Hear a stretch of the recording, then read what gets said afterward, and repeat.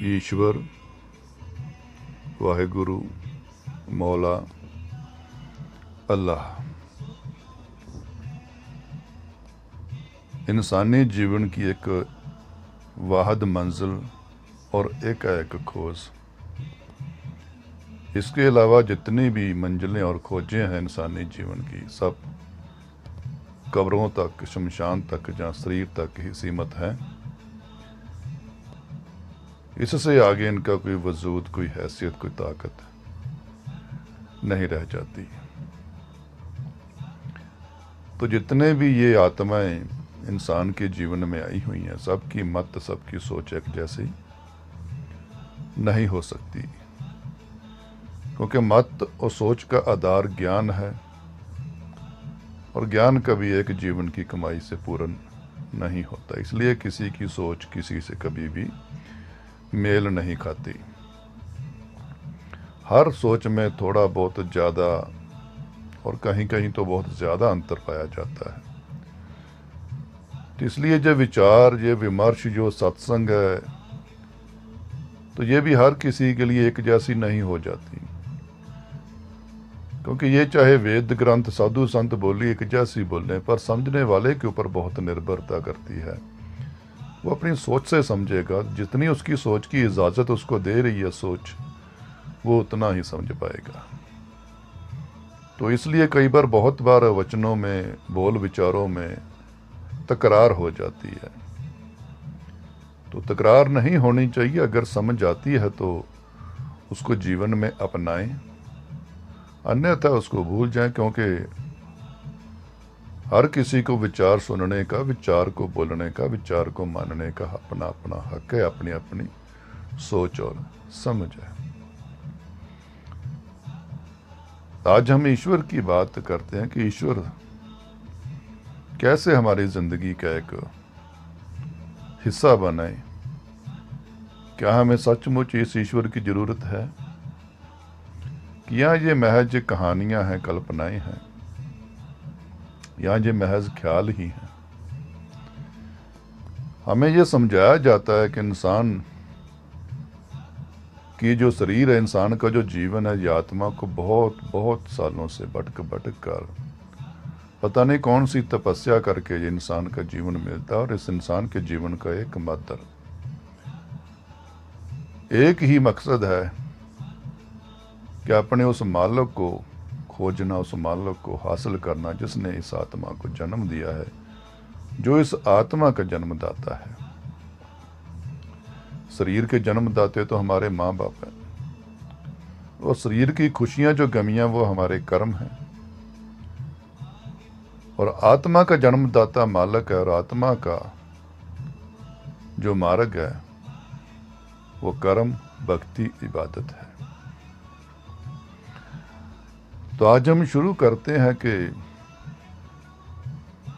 2 धर्म, 4 धर्म है टोटल हमारे इस देश में। वैसे तो पता नहीं कितने बन गए हैं। अगर मेन की बात करें तो हिंदू, सिख, ईसाई, मुसलमान, 4 धर्म। इनमें से 2 धर्म ऐसे हैं जो कि जीवन मृत्यु को नहीं मानते। उनका मानना है कि नहीं, एक ही जन्म होता है, और हम जब मर जाते हैं, जब कब्रों में चले जाते हैं, तो वहीं हम उस दिन का इंतज़ार करते हैं जिस दिन खुदा हमें बुलाने आएगा। और 2 जन्म ऐसे हैं कि जो मानते हैं कि नहीं, जन्म मृत्यु होती रहती है जब तक हम अपने उस ईश्वर को, उस मालिक को और उस मुकाम को हासिल ना कर लें। और अगर मैं अपनी मत से बोलूँ, मैं किसी धर्म की मत से नहीं, अपने, अगर मैं जितनी को खोजबीन मैंने अपने जीवन में करी है, कि जीवन मृत्यु अवश्य होता है। क्योंकि इसका छोटा सा प्रमाण मैं आपके सामने यही रखता हूं कि अगर अल्लाह ताला, उस मालिक, उस नबी ने हमें एक ही जन्म देना है और एक ही जन्म दिया है, तो उसने अपने बंदों में इतना भेदभाव क्यों रखा हुआ है? किसी को अमीर बना दिया, किसी को गरीब बना दिया। इसका मतलब उस परमात्मा के, उस अल्लाह के, उस परवरदिगार के बनाने में भी ऊंचता नीचता भेदभाव है। अगर एक ही जन्म उसने हमें दिया है तो सबको समानता तो उसको देनी चाहिए ना। ये थोड़ी कि कोई तो जीवन की सारी खुशियां मान रहा है और कोई जीवन की खुशियों के लिए जद्दोजहद करता रहता है।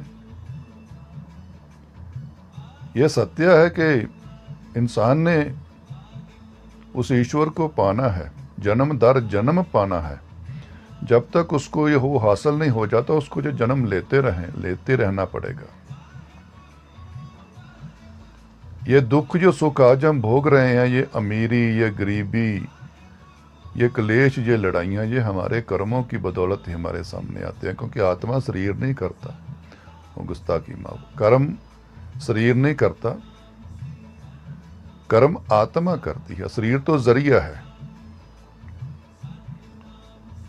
इसको शरीर को चलाने वाला कौन है? आत्मा। अगर आत्मा इसमें से निकल जाती है तो हम कहते हैं ये मुर्दा है, ये मर गया है। इस आत्मा के रहते ही शरीर खाता है, पीता है, पहनता है, नाचता है, कूदता है, दुख सुख भी मनाता है, अपनों को गले भी लगाता है। वो जो आत्मा है वो क्या है? वो कौन है? वो क्या खाती है, वो क्या पीती है? यही खोज हमारे इस मानव जीवन का मकसद है।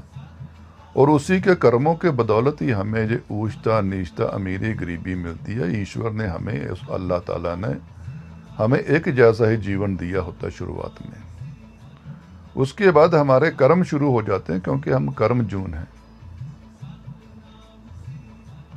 जैसे ही आत्मा ये मानव जीवन में प्रवेश करती है, साथ ही एक टैग लग जाता है, साथ ही एक शर्त लग जाती है कि बंदे तू कर्म जून है, जैसे तू कर्म करेगा वैसा तू फल पाएगा। अब तेरा मेरे ऊपर से ध्यान हट जाएगा, नजर में रखूंगा तू क्या कर रहा है क्या नहीं कर रहा, पर अब तू अपने मेरी तरफ से आजाद है। तू चाहे तो अपने कर्मों के बल पर खुदा हो जा, चाहे मुझसे जुदा रहे। ये तेरे ऊपर है, क्योंकि कर्म ही इंसान है, कर्म ही शैतान है। तो ये जन्म मरण की बात अगर बात कहें तो ये एक नहीं है, अनेक है। ये हमारे कर्मों के बदौलत ही सुख और दुख है, पीड़ा है, एहसास है। पर हर जीवन का एक मकसद ही है, वो है इबादत, वो है भक्ति। अब इसके आगे निकलते हैं भक्ति। ये भक्ति क्या है? सिर्फ क्या किताबें पढ़ लेना, नमाज कर लेना, या गुरबानी पढ़ लेना, गीता को पढ़ लेना, जहाँ कोई सत्संग सुन लेना, यही भक्ति है बस? क्या इनको समझना, क्या इनको सीखना और इनके मुताबिक अपने जीवन में तब्दीली लानी, क्या ये भक्ति नहीं है? कौन सा वेद, कौन सा ग्रंथ इंसान को इंसान के बरखिलाफ भटकाता है? इसका मतलब क्या होता है? हमने पढ़े जरूर है, बहुत पढ़े, सारी जिंदगी हमने कुरान पढ़ी, बाइबल पढ़ी, गुरबानी पढ़ी, गीता पढ़ी, सत्संग सुना, पर हमने उसको अमल में नहीं लाया, समझने की कोशिश नहीं करी।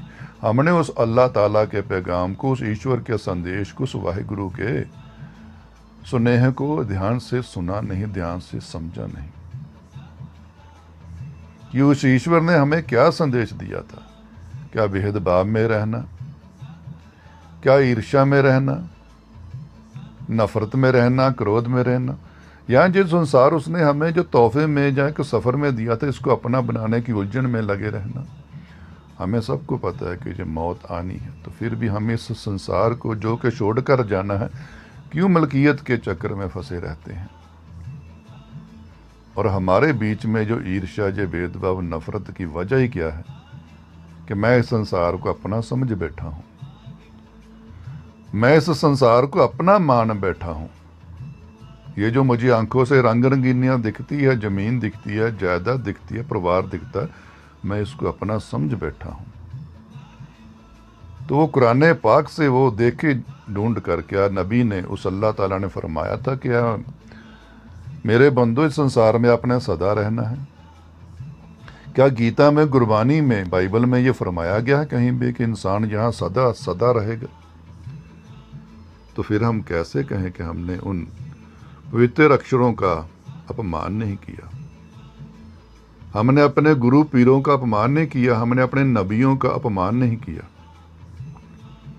क्या हमने उनकी बातों को अपने जीवन का हिस्सा बनाया, या सिर्फ सुनने या पढ़ने तक ही सीमित रह गए? क्या हमने उनको अपने जीवन का किरदार बनाया, अपने जीवन का हिस्सा बनाया? इस संसार को हमने झूठ समझा, हमने इसको सत्य समझ लिया कि यह जीवन सत्य है, मैंने तो यहां सदा सदा रहना है। ये किसी भी पीर नबी का, किसी भी गुरु का, किसी भी अवतार का ये संदेश, ये पैगाम था ही नहीं और ना होगा। उनका एक ही पैगाम है, क्या बंदे अल्लाह ताला की, उस ईश्वर की भक्ति कर, इस संसार को अपना ना समझ,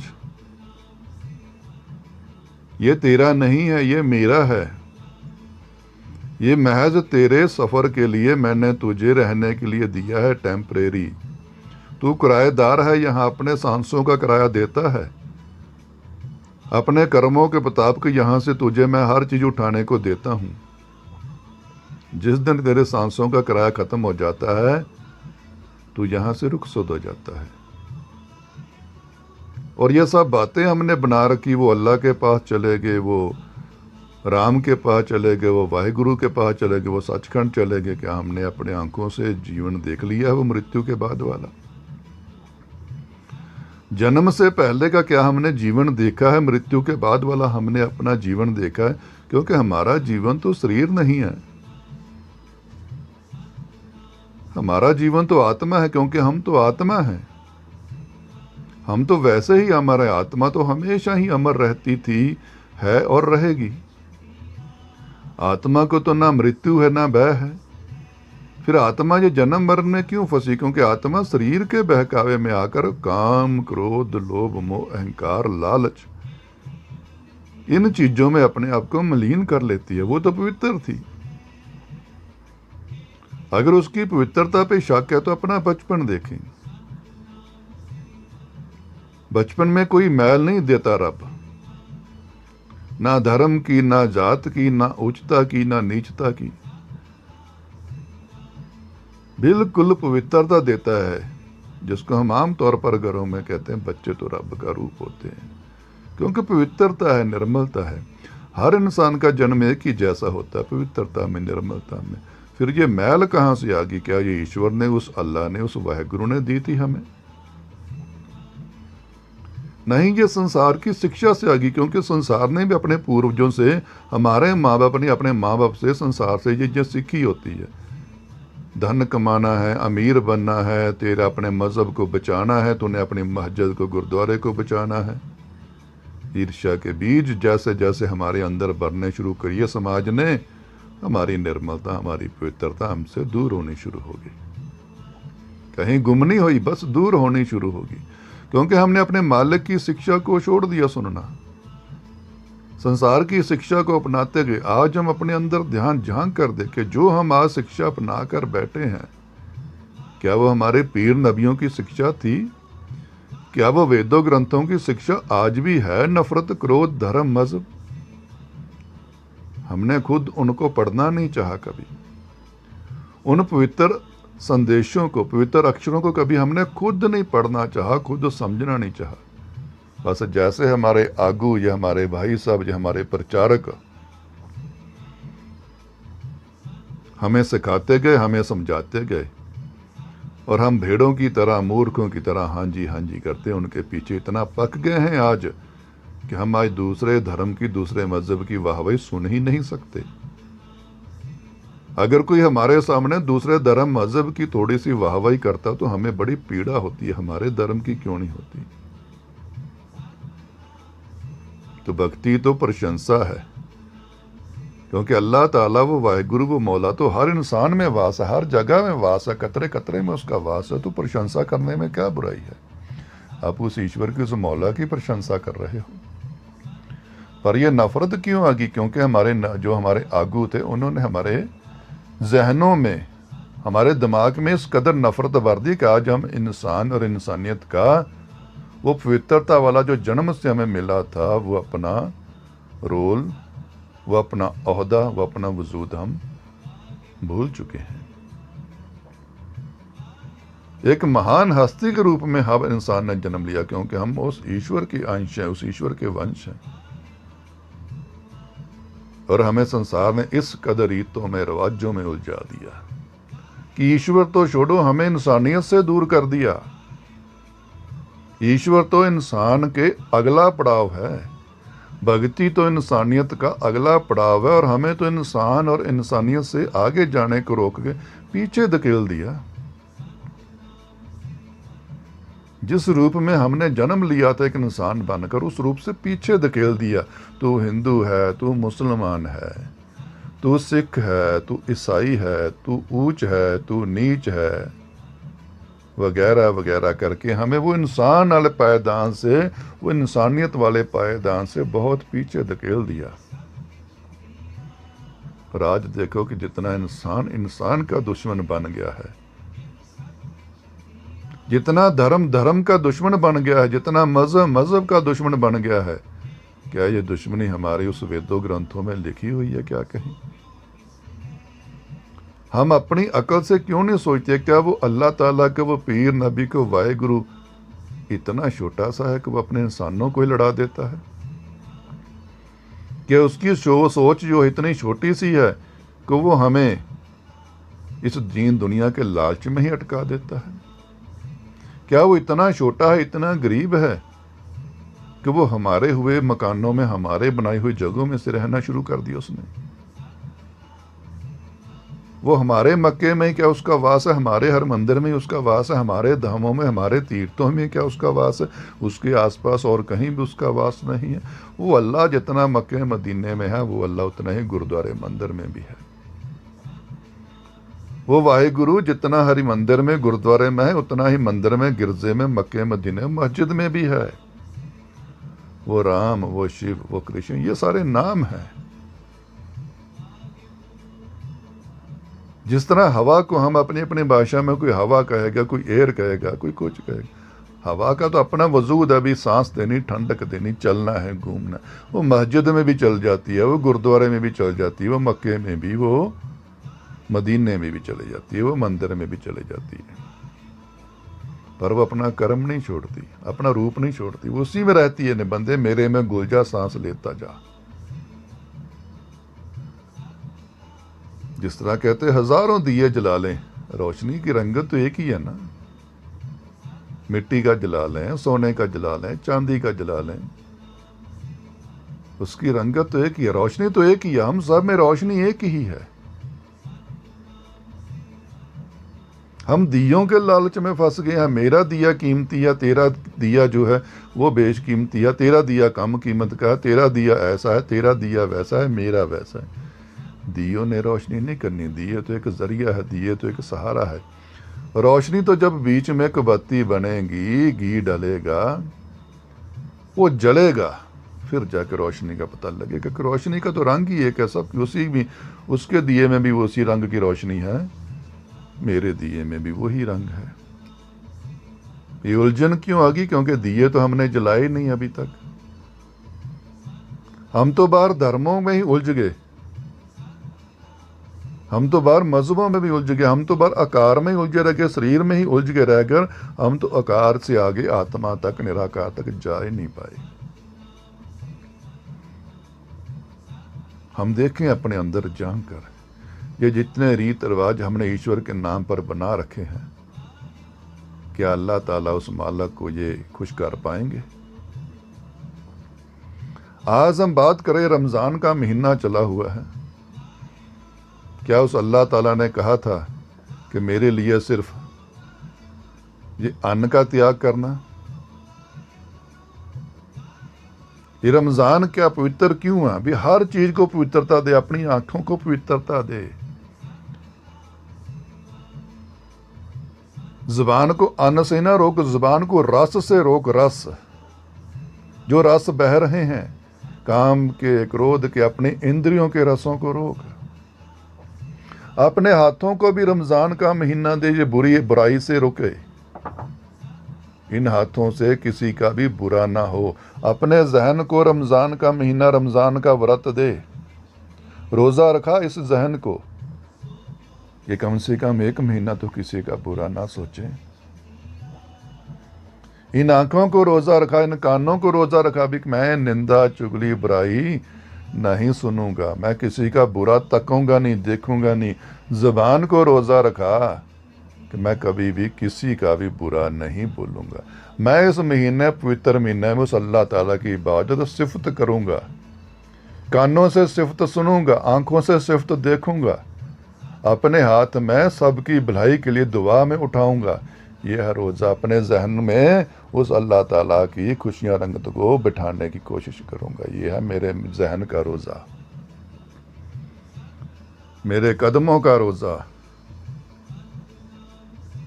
कि मैं चाह कर भी किसी की बुराई के लिए अपने कदम नहीं उठाऊंगा। ये पवित्र रमज़ान, ये रोज़ा, ये ईद, जब ऐसा रोज़ा रखेंगे, ऐसा रमज़ान का महीना जब हम गुजारेंगे, ऐसी ज़िंदगी जब हम हर घड़ी, क्यों महीना, क्यों सारी ज़िंदगी जब हम रमज़ान करेंगे, पवित्र करेंगे, सब सारी ज़िंदगी हम अपने ऐसे रोज़े रखेंगे, तो क्यों ना हमें उस खुदा के दीदार का, खुदा के नूर का चांद दिखेगा। फिर ईद होगी हमारी। साल साल भर की ईद नहीं, जीवन में एक ही ईद होगी। उस कब्र में नहीं जो मृत्यु के बाद हमें फेंक दिया जाता। ये भी कब्र ही है, जो शरीर भी हमारा कब्र ही है, इसमें हम भी तो मरे ही पड़े हैं। क्या हमें अपनी होश है? हमें अपने वजूद का पता है? ये जीती चलती फिरती लाश है, सांसों से चल रही लाश है। ये भी इस कब्र से उठना है। ये शरीर कब्र है, इससे उठना है, उस खुदा नबी का दीदार करना है, उस कब्र से नहीं जहां हमें लोग दफना देते हैं। इस कब्र से खुदा ने हमें संदेश दिया, बंदे मेरी आवाज सुन, अजान सुन, मेरे संदेश को सुन, रोजा रख, सारी जिंदगी रोजा रख, अपनी इंद्रियों को रोजा रखा। रमजान की तरह हर जिंदगी तेरी, हर श्वास रमजान में गुजरे। हर इंसान का भला सोच, भला कर, क्योंकि सब मेरे बंदे हैं। सांस छूटने से पहले उस खुदा नबी का दीदार करना ही हर मुसलमान के लिए हज है। उस खुदा नबी को सामने देखना हज है। उसका नूर के चांद का दीदार करना, उस इलाही नूर का दीदार करना ही ईद है। वो ईद नहीं जब हमें कोई मौलवी तरीके देते हैं जो ईद आ गई। ईद आपने तय करनी है कि जिस दिन मेरा खुदा नबी, मेरा अल्लाह ताला मेरे सामने होगा, वो चांद मैं देखूंगा, सुर्ख चांद।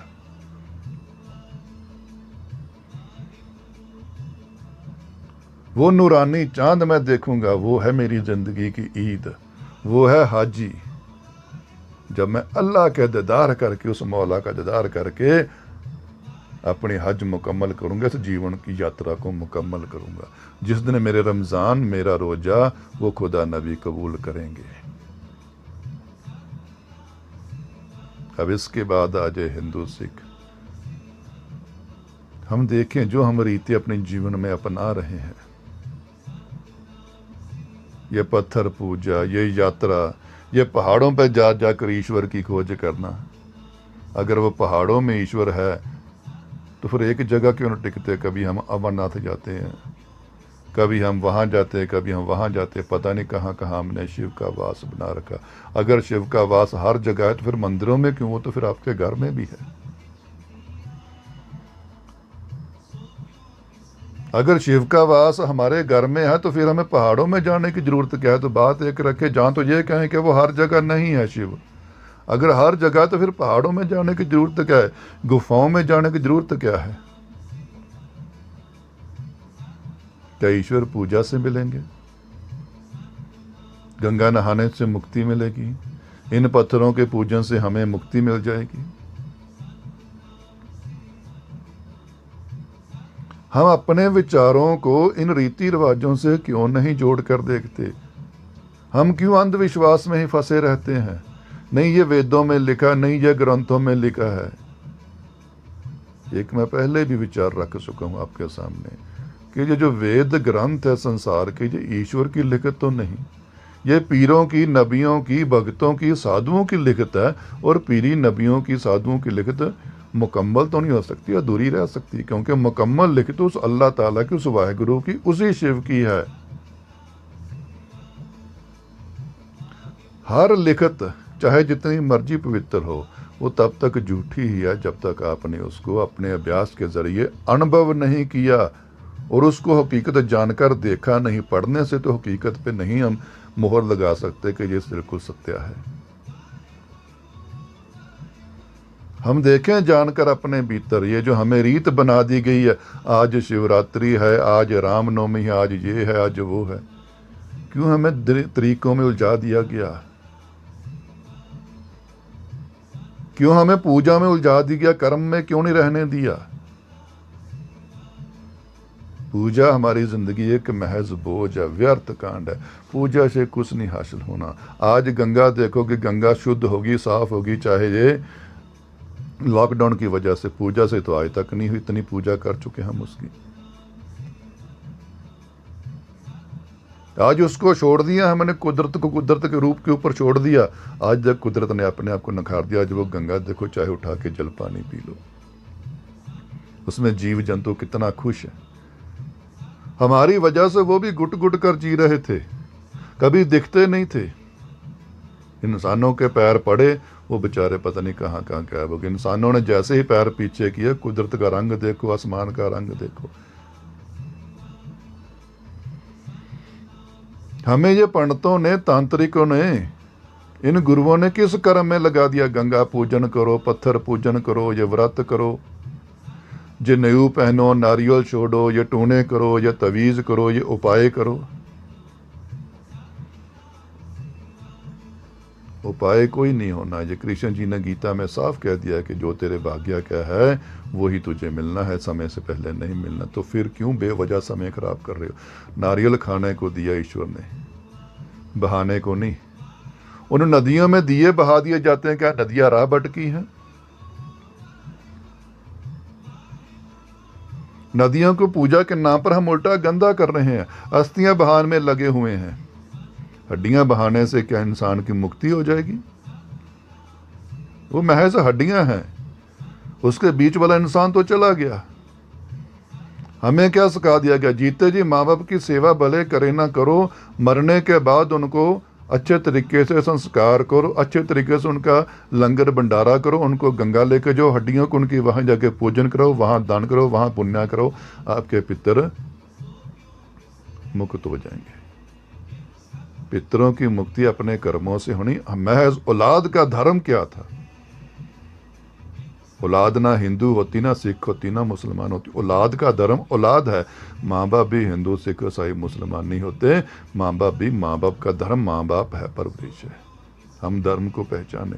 औलाद का धर्म क्या था? अपने माँ बाप की सही ढंग से सेवा करना, चाहे मृत्यु के बाद उनका दाह संस्कार भी ना करे।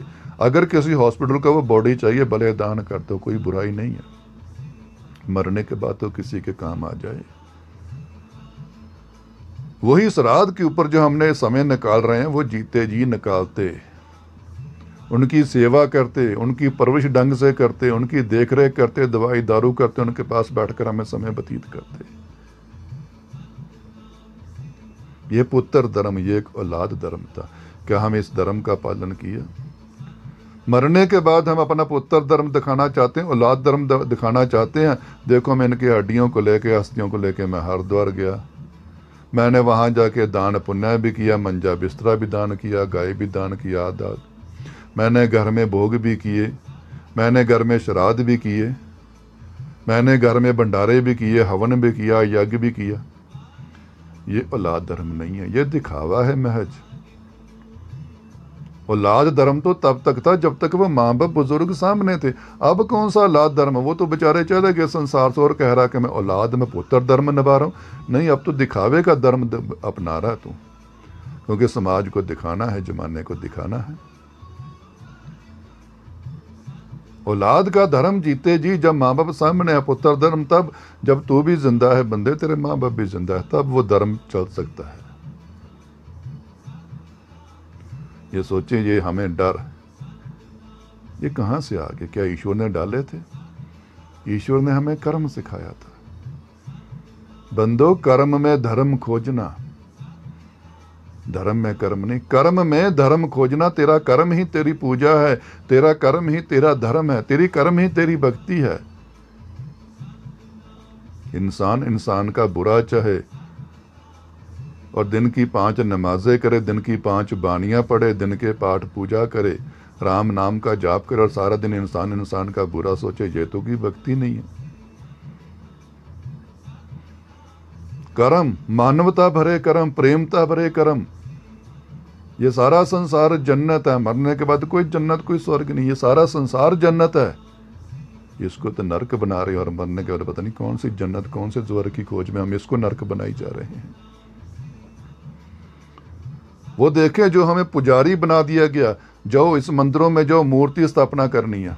वो बेजान चीज की स्थापना क्या करनी। जब आपका हमारे घर में हमारे माँ बाप की मृत्यु हो जाए, हमारा बहुत प्रेम सा, चाहे बीवी से प्रेम था, चाहे पति से प्रेम था, माँ बाप से प्रेम सा, अपने औलाद से प्रेम होता, अपने पुत्र से प्रेम होता, जिससे बहुत ज़्यादा प्रेम है, उसको कहीं ना कहीं मृत्यु आ जाती है तो उसकी मूर्ति बनाकर हम पूजना शुरू कर दे, क्या वो कभी हमें वो इंसान वापस मिलेगा? कभी नहीं मिलेगा। पत्थरों में से भगवान नहीं, जान में से भगवान मिलेगा, ज्ञान में से भगवान मिलेगा, पूजा में से भगवान नहीं मिलना, कर्म में से भगवान मिलेगा, इंसान में से भगवान मिलेगा। हम अपने कर्मों को विचारें, एक पल के लिए इन वेदों, ग्रंथों, शिक्षा को सोचकर, छोड़कर, त्याग कर अपनी बुद्धि का क्यों नहीं हम इस्तेमाल करते, अपने ज्ञान का इस्तेमाल क्यों नहीं करते? क्या अल्लाह ताला इन राहों से मिलेगा जो हमने अपनाए हुए हैं? नफरत भरे, क्रोध वाले, ये किसी की जान लेने से, वही जो हमने पत्थरों पर, वही जो हमने गुरुद्वारे, मंदिरों पर, मस्जिदों पर अनेक अरबों खरबों खर्च कर दिए, वो हमें इंसान के लिए, मानवता के लिए लगाएं। नमाज तो हम घर में बैठकर भी कर सकते हैं, कुरान तो हम घर में बैठकर भी पढ़ सकते हैं, गुरबानी हम घर में बैठकर भी पढ़ सकते हैं, सिमरन हम घर में बैठकर भी कर सकते हैं, गीता हम घर में बैठकर भी पढ़ सकते हैं। चलो मान लिए ये मस्जिदें, गुरुद्वारे हैं, पर ये मदरसे स्कूल हैं, यहां हमें शिक्षा मिले। तो आज उन गुरुद्वारों को, उन मंदिरों को तरजीह दें अपने जीवन में, जहां हमें जाकर कोई क्लास लगती है, जहां हमें कुछ सिखाया जाता है, जहां हमें कोई अध्यात्म की, इंसानियत की शिक्षा दी जाती है।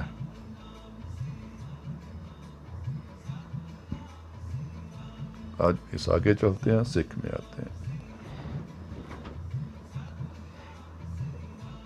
सिख धर्म किकारों को बहुत उच्चतम मानते हैं कि हमारे जीवन में किकार जो हैं ये गुरु की निशानी है। सिख धर्म में ये विचार जरूर गहराई करनी पड़ेगी, गहराई से करनी पड़ेगी। ये ककार क्या, ये पहनने की तक ही सीमित है या अपनाने तक सीमित है? क्या ये गुरबानी का हुक्म है? क्या ये उस निरंकार का, क्या उस वाहिगुरु का हुक्म है?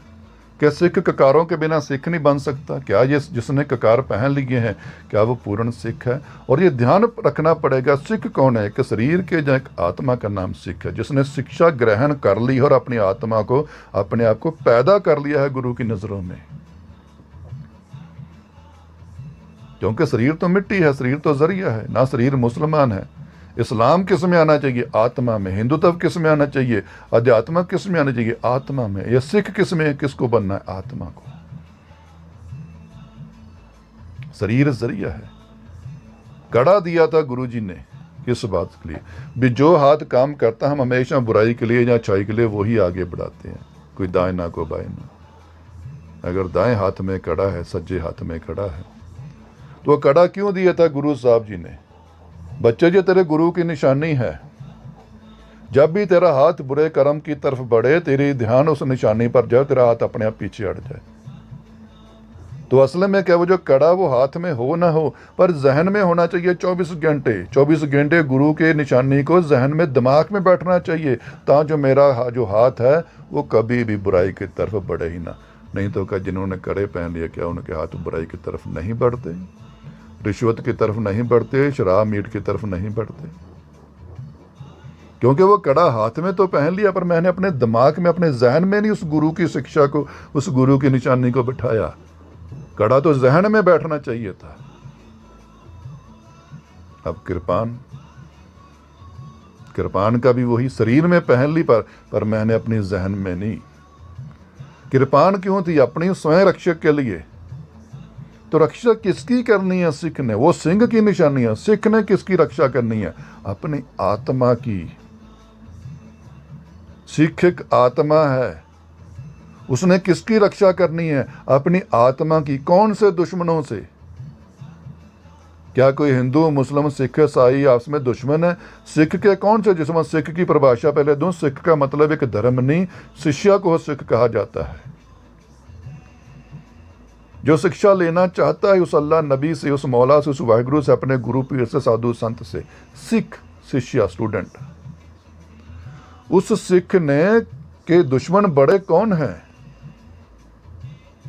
उस सिख के सबसे बड़े दुश्मन कौन हैं जिनको उसने हराना है, मारना है? वो है काम, क्रोध, लोभ, मोह, अहंकार, लालच। जिसका मुसलमान ने रोजा रखना है, हिंदू ने व्रत रखना है, अन्न पानी का नहीं, हिंदू ने व्रत इन चीजों का रखना है, और सिख ने इनका नाश करना। उस कृपान से, कौन सी? ज्ञान की कृपान से। फिर वही शब्द की, मंत्र की, गुरबाणी की, मत की, ज्ञान की जो कहते कृपान है, वो मैंने अपनी आत्मा में धार ली है। अब मैं अपने दुश्मनों को हराकर एक पूर्ण सिख अपने आप को पैदा करूंगा।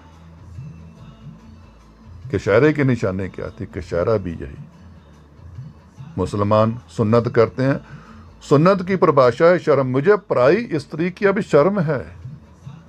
जिससे मेरा निकाह हुआ है वही मेरी इस इंद्री को देख सकती है। उसी के साथ ही मेरा जो सहवास, मेरा ये जो प्यार मोहब्बत रहेगी। यही सिख कशहरा क्यों दिया था गुरु साहब ने? बंदे जत सत में रहना। तेरे काम का ये नाला जो हम बांधते हैं, ये कशहरे का नाला नहीं, ये काम के ऊपर काबू करने के लिए था। मेरे जो कामों की इच्छा थी, शक्ति थी, मैं उस पर, वो कामों की इच्छा शक्ति का, वो तो हमारी जहन में है। बुढ़ापे में जाके इंद्री कमजोर हो जाती, पर क्या वो काम की शक्ति कमजोर हुई? क्योंकि जहन से नहीं वो गई। तो नाला कहां बांधना था? जहन में। वो सुन्नत कहां करनी थी? जहन की। वो जहन के ऊपर कृपान डालनी थी। तो ये हम ध्यान से देखें, ये क्या गुरबानी का संदेश है। धर्म की कट्टरता हमें एक दूसरे से इतना दूर करके बैठ गई है कि अगर गुरबानी की बात करी जाऊं, अगर मैं अपने ऊपर बात लूं, मैं अगर गुरबानी की बात करूं तो लोग क्या सोचेंगे? ये कुछ सिख लगता है। अगर मैं कुरान पाक की बात करूं, ये जरूर कोई मुसलमान लगता है। अगर मैं गीता की प्रशंसा करूं तो ये तो हिंदू लगता है। कि अगर बाइबल की बात करूं, ये कहीं ईसाई है कोई। तो चारों में तो ये चीजें लिखी नहीं। गुरबानी में कहाँ लिखा है कि मुझे पढ़ने वाला सिर्फ एक सिंह सिख ही है? मुझे हिंदू नहीं पढ़ सकता, मुझे मुसलमान नहीं पढ़ सकता। कुरान पाक में कहाँ लिखा है? गीता में कहाँ लिखा है? बाइबल में कहाँ लिखा है? ये तो ज्ञान है, ये तो मिठास है, ये उस ईश्वर के संदेश है, उस अल्लाह के, उस वाहिगुरु के सुनेहे या संदेश है। पढ़ो। जो मन को भाता है पढ़ो, पर उसको अमल में लाएं। क्योंकि अमल के बिना इन चीजों का आनंद, इन चीजों का एहसास कर पाना नामुमकिन है। इस तरह हम अपने आप को जब धर्म मजहब से आजाद करेंगे, इनकी अक्षरों की गहराई को समझेंगे, शब्द की महत्ता को समझेंगे, उस ईश्वर के, उस मालिक के संदेश को जब समझेंगे, उन मार्ग पर चलेंगे। क्योंकि मंजिल ना चलने से ना सुनने से, मंजिल तो तब है जब हम हासिल कर लेते हैं। रास्ते में क्या मंजिल का पता कैसी है? सुनने से क्या स्वाद मंजिल का कैसी है? समझने भर से क्या पता मंजिल कैसी है? मंजिल पर पहुंच कर ही मंजिल का पता लगना है। इसी तरह खुदा अल्लाह ताला का उसके तक पहुंच कर ही पता लगना है। जहन ख्यालों में, स्वप्नों में तो जो मर्जी महल मनारे बना ले हम। अब इसके आगे चलते हैं कि ईश्वर अल्लाह ताला वह गुरु, ये है क्या। सबसे पहले बात करते हैं इंसान के जीवन में, इंसान के रूप में भगवान किस तरह कार्य करते हैं। इंसान के रूप में, इंसान के जीवन में इंसानी कर्म से एक भगवान किस तरह कार्य करता है, इसकी एक उदाहरण आपके सामने रखूंगा, शायद आपको समझाने में आसानी हो जाए, समझने में आसानी हो जाए। आप अपने दोस्तों मित्रों के साथ कहीं भी जा रहे हैं, अपनी गाड़ी में जा रहे हैं, रात का अंधेरा, बारिश बहुत हो रही है, ठंड ऊपर से बहुत पड़ रही है।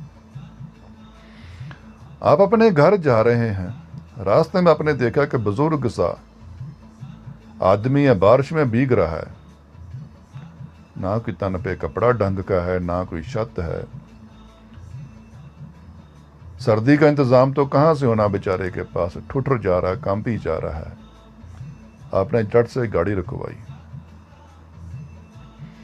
गाड़ी रुकवाई, जाकर उस बाबे के पास, उस साधु के पास, जो उस बुजुर्ग के पास चले गए, उसको झट से अपनी गाड़ी में ले। बाबा कौन है? वो कहता मैं बेघर हूं। आपने देखा कि उसको तो बहुत ज्यादा बुखार है, बेचारा कांपी जा रहा है। आपने अपने दोस्तों से बात करी, कुछ दोस्त आपके साथ चलने को तैयार हैं, कुछ नहीं है। अपनी अपनी मात की बात में पहले भी कह चुका, अपनी अपनी सोच होती सबकी, उस सोच के मुताबिक इंसान कार्य करता है। तो आपने कहा ठीक है भी, आप हमें हॉस्पिटल छोड़ दीजिए, बस उसके बाद जिसने जाना वो चले जाए, जिसने रुकना वो रुक जाए। ठीक है जी। हॉस्पिटल लेके आप चले गए, 2 दोस्त आपके घर चले गए, 2 जने आप वहां रह गए। आपने अपने पैसे से उसका इलाज कराया, 2 दिन लगे, 3 दिन लिए, आपने वहीं रहकर उसकी सेवा करी। घर फोन कर दिया, चाहे संदेशा दे दिया भी मैं आ जाऊंगा, मैं ठीक ठाक हूं। घर वाले भी खुश हो गए, संतुष्ट हो गए, ठीक है जी।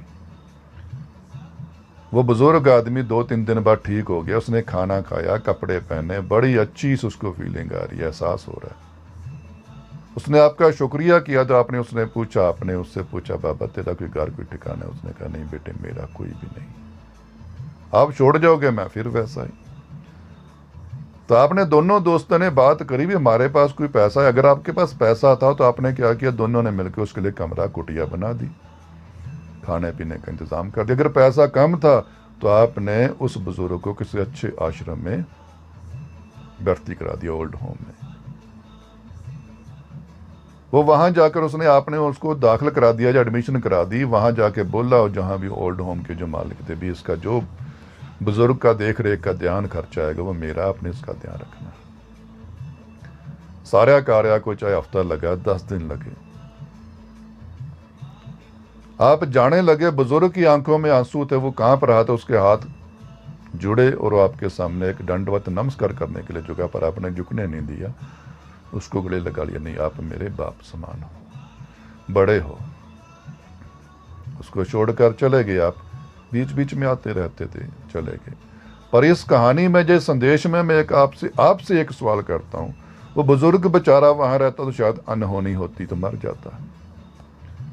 आपने अपनी दया से, अपने कर्म से उसको उठाया, हॉस्पिटल लेके गए, नहलाए धुलाए, खिलाया पिलाया, तंदुरुस्त करके उसको सही ठिकाने पर पहुंचा दिया। उसको जीवन पता लग गया, जीवन जीने की उसको कला आ गई, और जीवन जीने का ठिकाना, सुख सुविधाएं मिल गई। तो आप ये सोचिए अपने जहन में,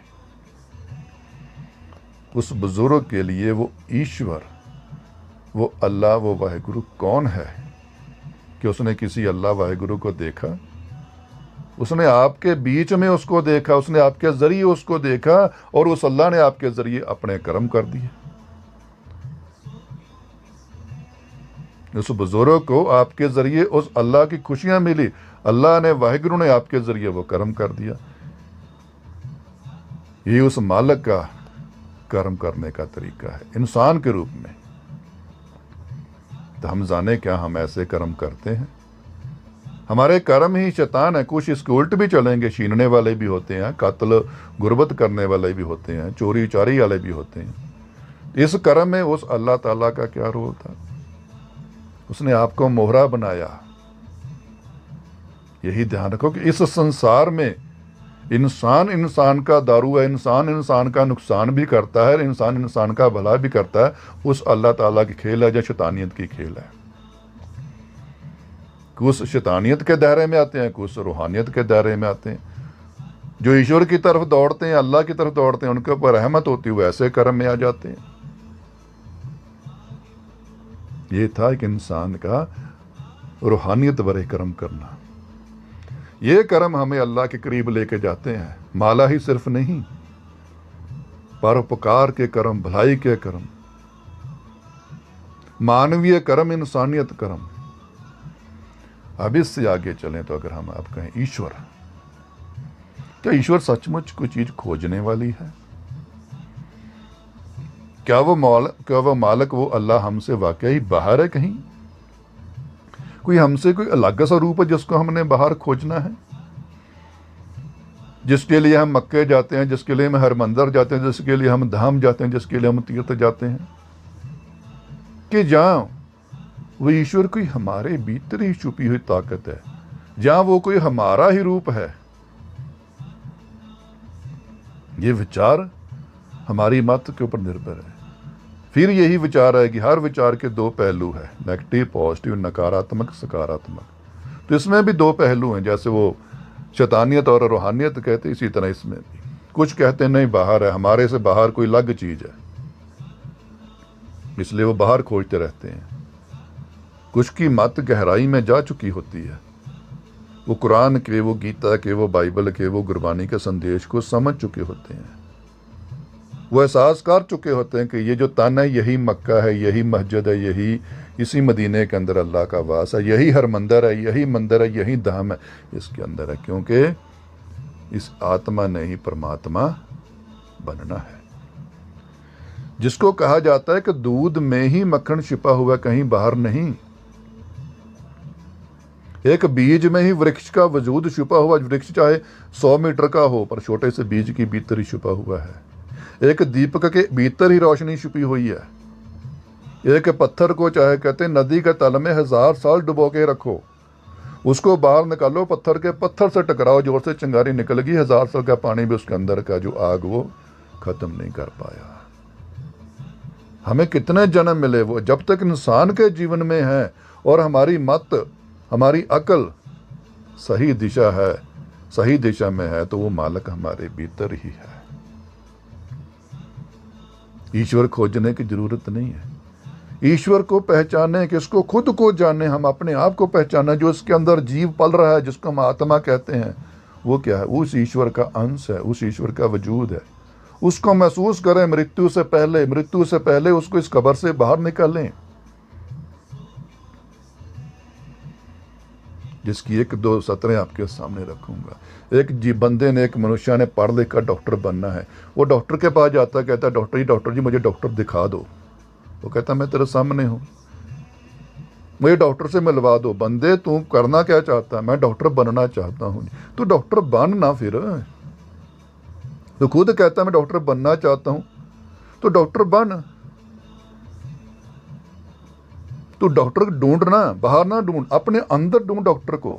वो गुण है, वो कोई तेरे से अलग रूप नहीं है। मेरा डॉक्टर मेरे भीतर है, तेरा डॉक्टर तेरे भीतर। अगर तूने ठान लिया है कि मैंने डॉक्टर बनना है, तो डॉक्टर बन। अपने अंदर से डॉक्टरी गुण को खोज। इसी तरह वकील खोज, कहाँ से? भीतर से। वो गुण का नाम है, वो तेरे से बाहर नहीं है। बाहर जाके कहो जी मुझे वकील साहब वकील मिलवा दो, डॉक्टर साहब मुझे डॉक्टर दिखा दो, नहीं। हमने ही ईश्वर तक सफर तय करके, जिस तरह नदी ने ही समुद्र तक सफर तय करके समुद्र बन जाना है। नदी ने समुद्र में लीन होकर समुद्र बन जाना है। नदी जब तक बह रही है तब तक वो समुद्र नहीं है। पर उसने ठाना है कि मैंने नदी के रूप में जाते जाते एक दिन समुद्र बन जाना है। एक स्टूडेंट डॉक्टर नहीं है अभी, पर उसने ठाना कि मैंने पढ़ पढ़ कर डॉक्टर बन जाना है। एक वकील अभी वकील नहीं है, वो एक स्टूडेंट है महज। वो स्टूडेंट ने ठान लिया है कि मैंने पढ़ पढ़ कर एक दिन इंजीनियर, एक दिन वकील, एक दिन बड़ा आदमी बन जाना है।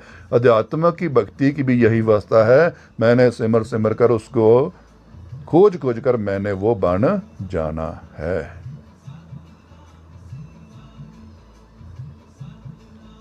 उस मालिक को बाहर ना खोजें, उस अल्लाह ताला को बाहर ना खोजें। वो मालिक हमेशा मेरे साथ, आपके साथ भीतर समाया हुआ है, फूल में खुशबू की तरह, सूर्य में रोशनी की तरह। हर घड़ी हर श्वास वो मेरे भीतर है। बस जरूरत क्या है, इन वेदों का, ग्रंथों का सहारा लें। ये मंजिल नहीं है, सहारे हैं। साधु संत मंजिल नहीं है, पीर नबी मंजिल नहीं है, सहारे हैं। अवतार जितने आए, मैसेंजर जाए, मोहम्मद साहब आए, नानक आए, जो मैसेंजर संदेश दे के चले गए हैं। उस संदेशों को जहाँ ध्यान से जाने। इस कब्र का दरवाज़ा खोलें, इस मक्के का दरवाज़ा खोलें, इस हरमंदर का दरवाज़ा खोलें, इस मंदिर के कपाट खोलें जो हमें ईश्वर ने दिया है। इसके अंदर जाने की राह खोजें, इसके अंदर जाने की कला खोजें। अपने रूबरू होकर देखें, अपने आप से बात करके देखें, अपने आप के रूप, अपने आप के दर्शन करके देखें।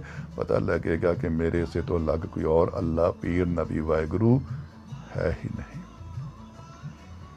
जिसको गुरबानी में कहा गया, जात में है जोत, जोत में है जाता, आत्म में है राम, राम में आत्म। वो ईश्वर, वो मालिक, वो अल्लाह, वो वाहिगुरु, वो आत्मा के भीतर से ही पैदा होना है। तो ये जद्दोजहद क्यों कर रहे हैं हम?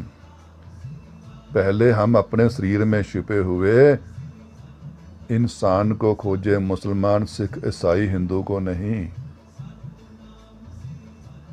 इस शरीर में छुपे हुए इंसान को खोजें जो बचपन में मिला था हमें। वो बचपन वाला इंसान, वो बचपन वाली मासूमियत, वो बचपन वाली निर्मलता। पर मत बुद्धि आज कुरान की हो, बाइबल की हो, गुरबानी की हो, गीता की हो। मत से हम जवान हो चुके हों, ज्ञान से हम बड़े हो चुके हों, मन से वही निर्मलता, वही पवित्रता हो जो हमें बचपन में उस अल्लाह ताला, उस वाहिगुरु ने, उस राम ने, उस कृष्ण ने, उस शिव ने दी थी। तो वो ज्योति लाजम आज ही हमारे सामने है। उस आत्मा को परमात्मा तक लेके जाना है। ये जद्दोजहद हम जो कर रहे हैं, ये कौन सी है? ये शरीर से आत्मा तक जाने की लड़ाई है। मृत्यु से पहले आत्मा को जानना, खोजना, ढूंढना, उसको बाहर निकालना, यही दान है, यही दक्षिणा उस ईश्वर को देने की। इतनी से विचार कबूल करना, फिर वही बिनती हर तरह की। विचारें हैं, विचारें हमेशा दो तरफ निकलती हैं, क्योंकि अपने अपनी मत बुद्धि से समझा जाता है। जिसकी कि आखिर में छोटी सी एक मैं उदाहरण दूंगा कि मैंने अपने हाथ की तली पर 9 लिखा है, तो मैंने आपकी तरफ वो तली घुमाई नहीं, सीधी कर दी, वो आपको 6 दिखेगा। बस यही तकरार है। मैं जब अपनी तरफ करता हूं तो वो मुझे 9 लगती है, जब मैं आपकी तरफ करता हूं वो 6 लगती है। बस यही तकरार। आप अपनी जगह सही है, मैं अपनी जगह सही हूं, पर आप ये नहीं सोचते कि 9 6 से बड़ा होता है। ये 9 कैसे कही जा रहे हैं? ये मेरे विचारों से इनके विचार आगे क्यों हैं? ये जो बातें कह रहे हैं इनको समझें कैसे? ये अंतर क्यों है बीच में 6 और 9 के? तो आपको क्या, वो 6 की जगह छोड़कर मेरे पीछे आकर मेरी नज़र से, मेरी सोच से जब उस 6 को देखेंगे, वो 9 बना देखेगा आपको। तकरार खत्म हो जाएगी। इसलिए हर बार की तरह अगर ये विचार है, मेरे अपने अनुभव है, आपके अपने अनुभव, आपके अपने विचार अच्छे लगते हैं तो अपने पास रखो, नहीं लगते तो अनजान बोल समझकर भुला देना। पर मन में कभी तकरार ना रखना, नफरत क्रोध ना लाना, ईर्खा ना लाना। अनजान है मुसाफिर, क्योंकि सर्वगुण संपूर्ण वो एक मालिक है। इसलिए अगर कोई लफ्ज गलत लगे, किसी को कोई बुरा लगे, तो मैं तहे दिल से हाथ जोड़कर पहले ही माफ़ी मांगता हूँ। वो ईश्वर, वो अल्लाह बख्शनहार है, वो वाहिगुरु वो बख्शनहार है। हमें बुद्धि दे, हमें अकल दे, हम एकता में आए, हम इंसानियत के धर्म में आए, हम इंसान के धर्म में आए, मज़हब में आए। ये मस्जिद मंदिर का झगड़ा, ये गुरुद्वारे गिरजे का झगड़ा ख़त्म हो जाए। ये कुरान का, बाइबल का, गुरबानी का, गीता का झगड़ा ख़त्म हो जाए। ये हिंदू सिख ईसाई मुसलमान का झगड़ा ख़त्म हो जाए, एक बने, एक रहें, यही जन्नत है, यही स्वर्ग है। इसके आगे तो उस खुदा का दरबार है, वो भी यहीं से मिलना है।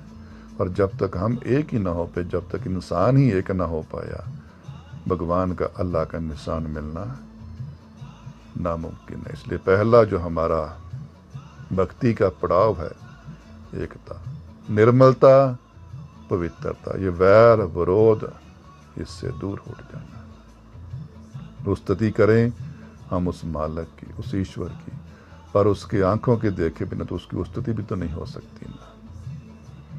जिस स्वाद को चखा ही नहीं हमने आज तक, क्या पता मीठा के खट्टा के कड़वा है। जो चीज़ हमने देखी नहीं, क्या पता कैसी है। इसलिए उलझे ना, पहले उसको देखने की कोशिश करें। हमारी ज़िंदगी का पहला मकसद उसको हम अपने आंखों से देखें, उस नबी को, उस अल्लाह को, उस वाहिगुरु। फिर उसकी सिफत पर तकरार नहीं, विचार करें। क्योंकि अल्लाह के बंदे, वाहिगुरु के बंदे जो होते हैं, वो कभी तकरार नहीं कर सकते, वो विचार अवश्य करेंगे। तकरार अज्ञानता की निशानी है। तकरार वहीं है जहां अज्ञानता है, तकरार वहीं है जहां अहंकार है, तकरार वहीं है जहां मैं है, तकरार वहीं है जहां धर्म है। विचार होगी जहां अल्लाह के बंदे बैठे हैं, जहां इंसानियत बैठी, जहां इंसान बैठे, जहां उस मौला के बंदे, उस वाहिगुरु के सिख बैठे हैं, वहां विचार होगी। और विचार में से ज्ञान हमें हासिल होता है। इतना कहा सुना मेरा परवान करना। सत श्री अकाल, नमस्कार, वालेकुम अस्सलाम।